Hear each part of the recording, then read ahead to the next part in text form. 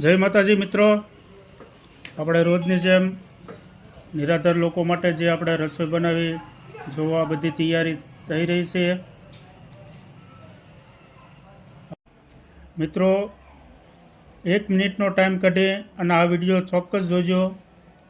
જે કોઈ વરાછા આજુબાજુમાં, અમરોલી વરાછા આજુબાજુમાં તમારે જે હોય નિરાધાર લોકો, તો એને રોજ સાંજે એક ટાઈમ ટિફિન પહોંચતું કરી દઈશું. એટલે ચોક્કસ તમે આ વિડીયો જોજો અને બીજાને પણ બતાવજો.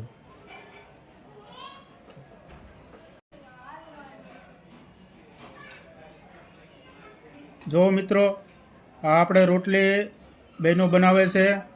આજે ભાજી અને રોટલી રાખી છે. આ બહેનો રોજે આવીને રસોઈ બનાવે છે. આપણા મંડળના બહેનો આની સેવા ગણો તો રોજે આ રીતની આવીને રસોઈ બનાવવી અને નિરાધાર લોકો સુધી પહોંચાડવું, તેને જમાડવા, આ બહુ જ સારી સેવા કહેવાય છે. એટલે તમે પણ આ વિડીયો જોઈને બીજા લોકોને શેર કરજો, એને બતાવજો અને તમારી આજુબાજુમાં હોય તો ચોક્કસ જાણ કરજો અમારા મંડળને. અમે તેને ટિફિન પહોંચતું કરી દઈશું. મિત્રો, આ વિડીયો જેમ બને એમ વધારે શેર કરજો. જે ઘરની અંદર દાદા મા મોટી ઉંમરના હોય, જે કામ નથી કરી શકતા, જે રાંધી નથી પણ શકતા, એવા કોઈ નિરાધાર લોકો હોય તો ચોક્કસ અમને જાણ કરજો. આટલી જ સેવા તમે કરશો તો કોઈ નિરાધારને જો 1 ટકનું ખાવાનું મળતું હોય તો પણ આ એક તમારા ખાતાની અંદર લખાઈ જાય એક સેવાનું કામ.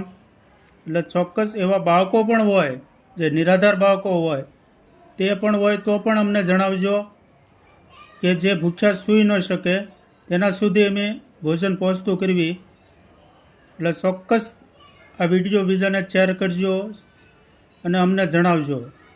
જો આ રીતની આજે ભાજી રાખી છે, ભાજી કમ્પ્લીટ થઈ ગઈ છે. આ બાજુ રોટલી બને છે. આવી રીતે અમારી મંડળની બહેનો રોજે. મિત્રો જુઓ, આ રીતે આપણે રસોઈ બની ગઈ છે અને જુઓ મિત્રો, આ રીતે ટિફિન ભરાય છે. જો આ મિત્રો, આ ટિફિન આવેલા છે અને ટિફિન બધા ભરાય અને તેને ઘર સુધી અમે પહોંચતું કરીએ છીએ.